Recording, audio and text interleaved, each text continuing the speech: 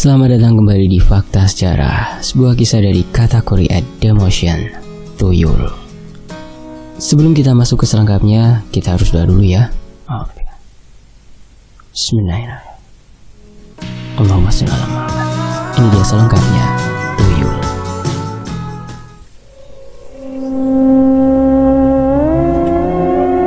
Tuyul, setan dari kalangan bangsa jin Ifrit yang ditugaskan untuk menyesatkan manusia. Konon, tuyul tercipta dari bayi yang sengaja digugurkan oleh orang tuanya dengan bentuk tubuh yang kecil, layaknya bayi manusia pada umumnya.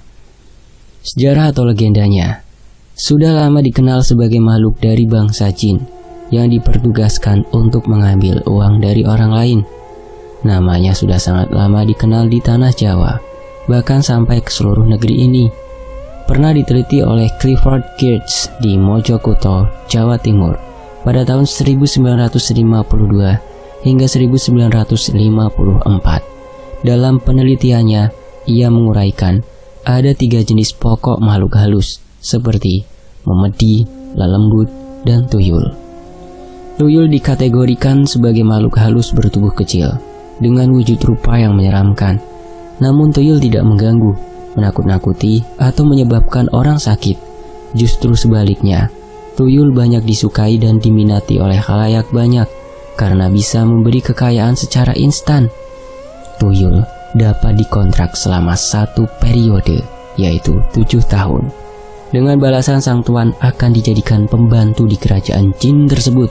Namun bisa juga ditambah kontraknya, namun dengan menumbalkan orang lain sebagai penggantinya.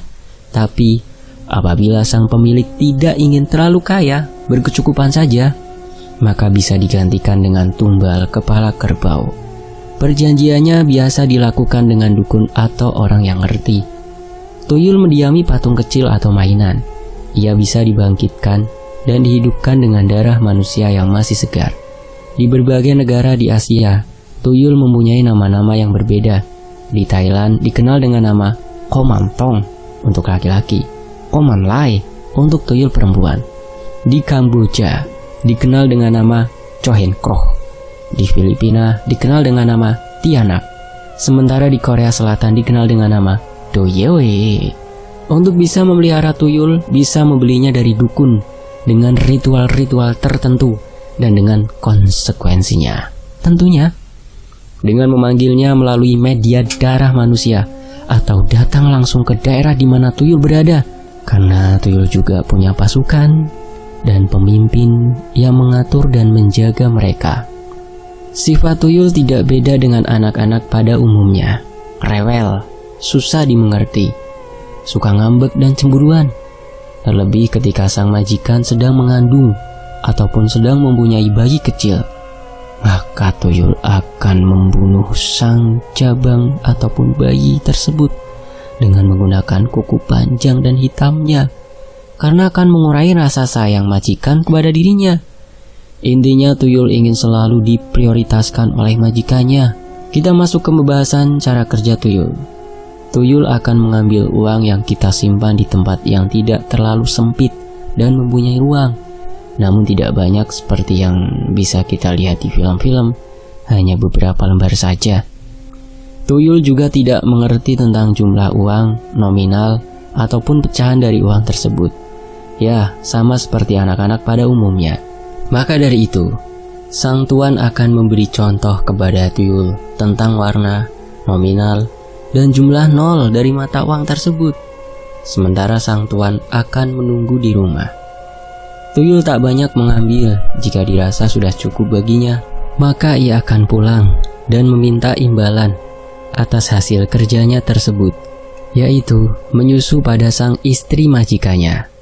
Namun bukan cuma susu yang ia minum, namun juga beserta darah dari istri pemiliknya.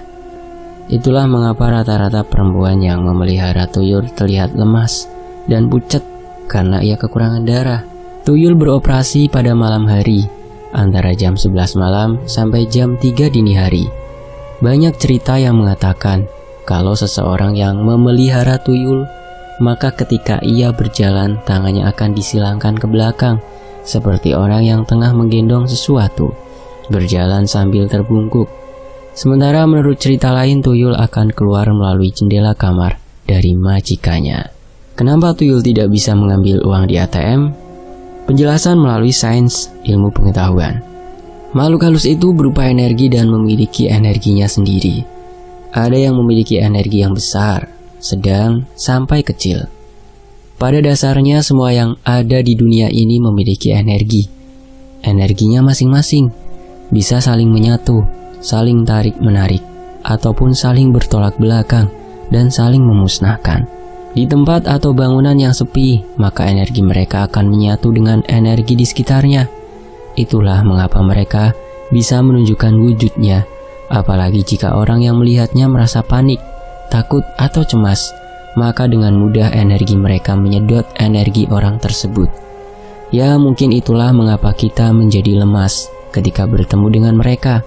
Tuyul memiliki energi yang sedang sampai kecil, sementara mesin ATM atau bank memiliki energi yang besar yang berasal dari energi listrik, mekanik, dan sinyal. Dan uang yang ada di dalam mesin ATM tersebut posisinya terjepit dan tersekat. Mungkin itulah penjelasan kenapa mereka tidak bisa mengambil yang di mesin ATM maupun bank.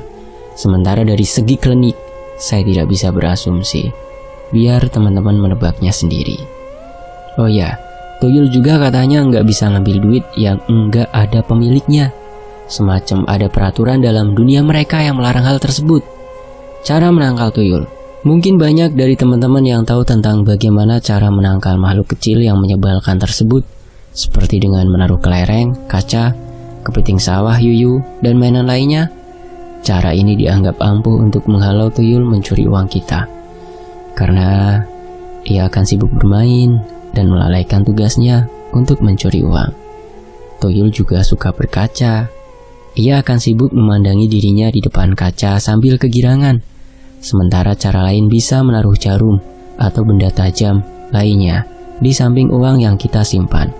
Karena tuyul akan takut dengan benda tajam. Kalau ingin melihat dan memastikan uang kita hilang kemana tanpa bekas, maka bisa memakai cara di atas. Kalau nggak ada yang mainin ya berarti maling yang ngambil. Tuyul mempunyai banyak bentuk yang acak, tak tentu. Ada yang kurus kering, kecil seukuran botol minuman, sebesar bayi bahkan sebesar balita, tergantung keadaan dan suasana hati. Ia juga sering mengajak bermain anak-anak kecil yang masih sensitif dan bisa melihat wujudnya. Ya, seperti cerita yang saya dapat dari tetangga saya sendiri. Beberapa waktu yang lalu, ketika saya pulang dari bekerja di salah satu minimarket, saya dibuat kaget oleh tangisan Ipal, anak tetangga yang usianya kurang lebih 6-7 tahun. Entahlah, saya tidak tahu pasti usianya. Yang jelas Ipal udah lancar berbicara. Ipal menangis di jam 11 malam dengan tangisan kencang, membuat para tetangga yang lainnya datang untuk mencoba menenangkan, namun tak ada hasil. Ipal masih nangis jadi-jadinya. Tak tahu kenapa apa yang ia minta untuk bisa menenangkan tangisnya. Orang tuanya pun nampak frustasi dibuatnya. Saya pun berinisiatif membujuknya untuk membelikan es krim di warung yang masih buka. Dan syukurlah rupanya ia mau. Setelah tenang, orang tuanya pun bertanya kepada Ipal sampai menangis begitu. "Anak otak alak, anak odi." Ipal berbicara dengan sedikit kata yang dimengerti oleh kami, yang pasti artinya, "Ada bocah, botak, galak, saya takut." Ya seperti itu ya. "Takut kenapa Ipal?" Saya mencoba bertanya. "Tangannya Ipal ditarik-tarik, diajak main, Ipal gak mau." Memang sebelum menangis kencang. Menurut penuturan orang tuanya Ipal, ketika Ipal sedang tidur, ibunya pergi ke dapur untuk mencuci piring. Dan ketika selesai mencuci, ibunya kaget melihat anaknya terbangun dan tengah bermain dengan seseorang. Namun ketika dilihat tak ada siapapun, hanya Ipal sendiri yang tengah bermain. Ketika ibunya melihat, tangan Ipal seperti ada yang menarik, yang membuat Ipal menangis kencang-kencangnya. Begitulah menurut cerita mereka. Ya, bisa disimpulkan ya. Karena sampai sekarang pun di sini masih ada tuyul yang berkeliaran. Kita mundur ke tahun 2017, ketika saya baru pulang dari bekerja di Tol Cipularang. Beberapa bulan sebelum saya bekerja di Bandung dan Jakarta, Saya baru pulang dari Bekasi setelah beberapa bulan, bahkan hampir beberapa tahun lamanya. Saya bekerja di sana, di salah satu perusahaan yang besar di suatu kecamatan di Bekasi. Saya dijemput Ciko di tempat pemberhentian yang disepakati. Malam harinya, saya diajak salah satu teman untuk memburu tuyul yang meresahkan warga dengan hanya bermodal senter, karung, dan sapu lidi. Konon sapu lidi ini sangat ampuh untuk mengusir dan melukai makhluk halus. Bisa dibilang ini modal nekat doang. Saya bersama Asin dan Uboy, ya tinggal kami bertiga karena yang lain udah pulang ke rumah mereka. Sementara Ciko entah kemana tak ada kabarnya. Konyol, itu kata yang tepat untuk tindakan kami. Setelah 1 jam kami berkeliling, hasilnya nihil. Kami tak mendapat apapun. Akhirnya, kami pun memutuskan pulang karena malam yang sudah sangat larut. Ditambah tubuh saya yang masih lelah karena perjalanan tadi siang. Di malam-malam berikutnya pun hasilnya sama. Kami tak mendapat apapun. Bahkan Uboy yang sudah memasang jebakan dengan menaruh mainan, kacang hijau, dan kepiting sawah di depan rumahnya pun tak mendapat hasil. Di tengah waktu senggang, kami menuju warung Andi untuk sekedar nongkrong, main PS atau warnet. Ya, warung Andi ini komplit. Konter HP, penyewaan PS2, warnet, dan lapangan badminton di samping warungnya. Membuat tempat ini menjadi sasaran anak muda untuk berkumpul karena memang selalu ramai ketika malam hari, bahkan sampai larut malam. Saya memesan kopi, sementara Uboy dan Asin bermain PlayStation. Ketika melihat handphone, waktu menunjukkan jam 1.30 malam, setengah 2 malam, warung mulai sepi dari para pengunjungnya. Hanya tinggal beberapa orang saja yang masih main warnet, PS, dan nongkrong di samping kanan. Ketika sedang sepi, saya mencoba mengulik informasi tentang kebenaran berita tuyul yang beredar. Andi nampak antusias menjawab pertanyaan saya. Ngomong-ngomong, Andi ini umurnya 30 tahunan, namun ia orangnya mudah bergaul dan sering bercanda. Itulah mengapa seperti tak ada batas umur di antara kami berdua. Ya, walaupun umur saya dengan Andi terpaut cukup jauh umurnya. Ia menceritakan tentang pengalamannya 2 hari yang lalu. Sudut pandang Andi. Warungnya nampak sepi karena memang hujan turun dari sore hingga malam hari tak kunjung berhenti. Sekitar jam 1 malam hujan baru reda. Andi menguap, menahan kantuk dan udara dingin yang mendera. Cukup lama ia menahan warungnya untuk tidak tutup terlebih dahulu. Sekitar sejaman lah katanya. Ketika ia sedang memasukkan dagangannya, ia melihat 2 sosok anak kecil berlari saling kejar dari belakang rumah. Di sebelah barat warungnya, Andi ingin memastikan itu anak siapa. Ia pun mencoba mengejar dan mendekatinya. Sampai di perempatan gang yang gelap, ia melihat kedua anak tersebut sedang bermain membelakanginya. Hehe, kalian siapa? Pulang sudah malam. Sudah malam masih kelapan aja. Anak siapa sih kalian itu? Namun tak ada jawaban dari kedua anak tersebut. Mereka masih asik bermain dengan posisi masih membelakangi Andi. Andi heran itu anak siapa. Namun pakaiannya aneh. Hanya memakai kain coklat lusuh yang hanya terbalut menutupi pinggul sampai ke setengah paha. Karena pertanyaannya tak digubris, Andi pun mendekati mereka dan menepuk kepala salah satu dari mereka. Alangkah kagetnya Andi melihat rupa wajahnya. Giginya besar dan hitam. Sekeliling matanya hitam kemerahan dan ingusnya mengalir dari hidung sampai dagu begitu banyaknya. Sontak Andi kaget dan berlari ke arah utara menuju warungnya. Sementara sosok tersebut pun ikut berlari bersama Andi, namun dengan arah yang berbeda.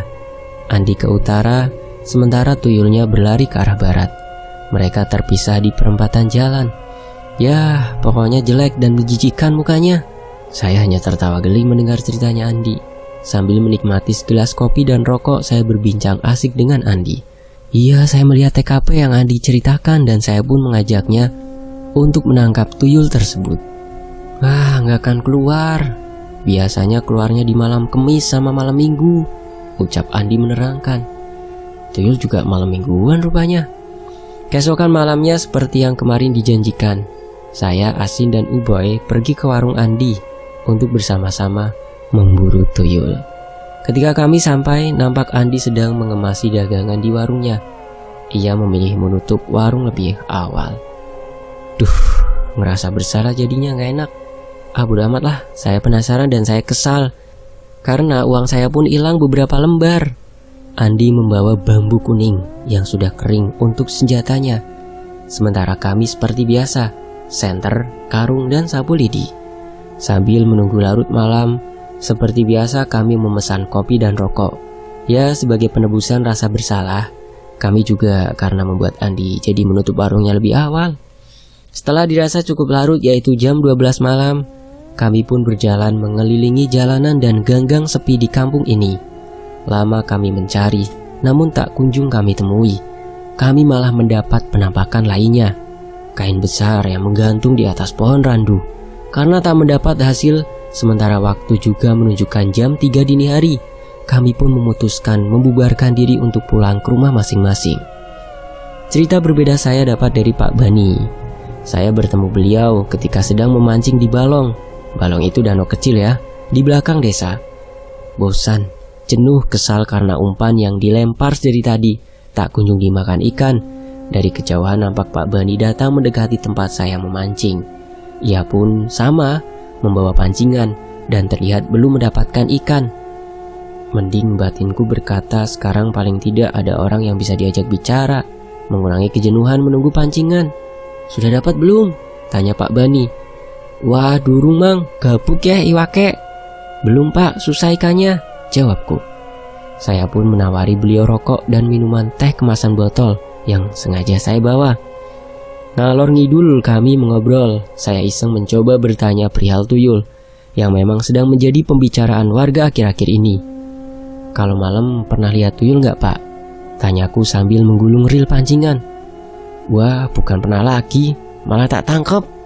Pak Bani menjawab sambil terus memainkan pancingnya. Lah, kok bisa pak? Tanyaku penasaran. Jadi gini ceritanya. Saya menceritakan pengalaman Pak Bani nih ya teman-teman ya. Tambahan Pak Bani, ini emang punya ilmu dan kesaktian yang emang sudah banyak diketahui oleh orang-orang di sini. Jadi saya tidak ragu akan ceritanya tersebut. Sebenarnya Pak Bani mau menurunkan ilmunya kepada anaknya. Namun anaknya menolak karena ingin hidup biasa-biasa saja. Tapi sepertinya ilmu itu menurun begitu saja kepada anaknya. Jadi bisa dibilang anaknya juga punya dan sekarang tanpa rasa takut jika harus berhubungan dengan hal-hal gaib di sini. Oke, langsung masuk ceritanya saja. Pak Bani tertidur pada sore hari karena lelah bekerja seharian di sawahnya. Ia terbangun di jam 11 malam. Ia mencoba kembali tertidur dengan berbagai posisi, namun usahanya sia-sia. Pak Bani tetap tidak bisa melanjutkan tidurnya.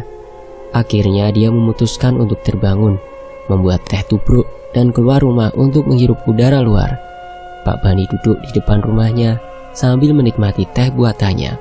Tak lupa sebungkus rokok kretek yang menemaninya malam tersebut. Lama ia berada di depan rumahnya. Terlihat sepi dan sunyi, hanya suara serangga yang terdengar. Sekitar 1 jam matanya mulai mengantuk. Pertanda baik, ucapnya. Karena ia juga ingin melanjutkan tidurnya dan beristirahat karena besok ia harus kembali menggarap sawahnya. Saat Pak Bani akan masuk rumah, terdengar suara anak kecil yang sedang bermain. Pak Bani penasaran, dari mana asalnya malam-malam begini ada anak yang masih bermain dan keluyuran? Ia memeriksa di sekitar rumahnya, namun tak ada hasil. Akhirnya Pak Bani memutuskan untuk masuk ke dalam rumah. Sesaat, ketika sudah memegang gagang pintu, suara tersebut kembali terdengar. Ngerjain, batinnya berucap. Tak lama sosok dari suara tersebut terlihat.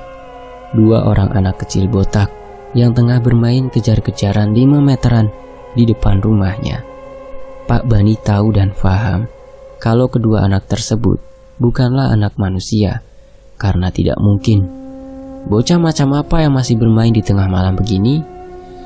Pak Bani langsung masuk untuk mengambil termos air bekas air panas untuk menangkap kedua makhluk tersebut. Dia mendekati kedua makhluk tersebut dan menariknya. Sempat terjadi perlawanan, sampai akhirnya kedua makhluk tersebut bisa dimasukkan ke dalam termos air. Saya sendiri tidak tahu dan tidak paham bagaimana cara Pak Bani memasukkan mereka ke dalam tremos.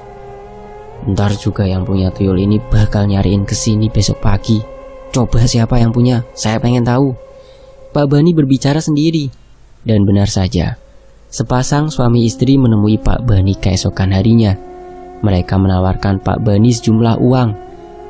Berapapun akan mereka berikan, asal Pak Bani tutup mulut dan mau melepaskan kedua tuyul tersebut. Namun Pak Bani menolaknya. Dia hanya berpesan agar tuyul ini tidak beroperasi di kampung ini, karena memang kehidupan orang kampung sudah susah, jangan ditambah susah. Pak Bani akhirnya menyerahkan mereka beserta tremosnya. Rupanya yang punya tuyul tersebut adalah warga kampung sebelah. Jadi gitu ceritanya. Greget saya juga sampai tega begitu nyuruh tuyulnya nyari duit kesini. Udah tahu di sini keadaannya lagi susah kayak gini. Ya rupanya yang ditangkap Pak Bani adalah tuyul milik desa sebelah. Tapi jangan kira di sini tak ada. Di sini di desa ini ada beberapa orang yang memelihara tuyul. Ya walaupun saya belum pernah melihatnya langsung, tapi menurut orang yang mengerti dan paham, di sini mah ada. Masih ada sampai sekarang. Jujur sebenarnya saya pengen lihat, pengen tahu langsung bagaimana rupanya. Malah teman saya yang lihat. Beberapa minggu yang lalu saat sedang main ke rumah teman yang jaraknya tidak terlalu jauh dari rumah saya sendiri. Kebetulan, teman saya ini baru pulang dari pesantren yang terkenal di Jawa Timur. Ketika kami sedang asyik membicarakan banyak hal di depan rumahnya, tak lupa kopi dan rokok tersedia. Tapi, tiba-tiba ketika sedang asyik mengobrol, kami mencium aroma melati dan bedak bayi. Lalu teman saya segera berlari ke arah belakang rumah tetangga. Saya pun penasaran dan segera mengikutinya. "Anak apa sih? Ada apa?" tanyaku penasaran. "Ada tuyul tadi lari," jawabnya. "Ah sial, malah temanku yang melihatnya. Katanya kalau mau melihat tuyul, saya harus puasa 3 hari 3 malam. Puasa muteh, yaitu puasa yang dilakukan dengan tujuan tertentu, yang dimana buka puasanya hanya boleh memakan nasi putih, air putih dan garam. Dengan puasa demikian, maka indera perasa kita akan peka dan sensitif terhadap segala sesuatu hal yang bersifat tak kasat mata. Dan sama seperti penuturan Andi, rupa tuyul tersebut begitu menjijikkan, penuh dengan ingus di mulut sampai dagunya. Ih, anak umbelek, jelek dan berlari ngangkang. Tidak seperti berlari manusia pada umumnya. Di sini memang ada beberapa orang yang dicurigai, bukan tanpa alasan. Karena emang informasi tersebut didapat dari orang yang tahu dan mengerti, dan emang sudah lama dicurigai, namun tak ada bukti yang kuat dan nyata, sehingga cukup hanya menjadi rahasia bagi beberapa orang saja. Dan anehnya, ketika kabar penampakan tuyul tersebut tengah ramai diperbincangkan, maka beberapa minggu hingga bulan ke depan tak ada kabarnya lagi. Tapi setelah sekian lama baru warga pada geger lagi dengan penampakan tuyul, seperti pasang dan surut, atau emang sengaja agar warga lain tak curiga, entahlah. Semua belum mencapai titik terangnya dan belum ada bukti juga. Sang pemilik tuyul tersebut sampai sekarang masih memeliharanya. Biarkan menjadi cerita yang mewarnai desa, hingga tiba saatnya kebenaran akan mencari jalannya sendiri dan membuktikan tentang pemilik tuyul yang sebenarnya. Ngomong-ngomong, orangnya emang sudah berumur sekitar 40-50 tahunan tuh. Dan kisah ini selesai. Terima kasih ya. Semoga bisa terhibur dan bisa mendapatkan pelajaran dari kisahnya Mas Demotion. Saya pamit. Wassalamualaikum warahmatullahi wabarakatuh. Sampai jumpa di kisah lainnya, tetap di Fakta Sejarah. Alhamdulillah.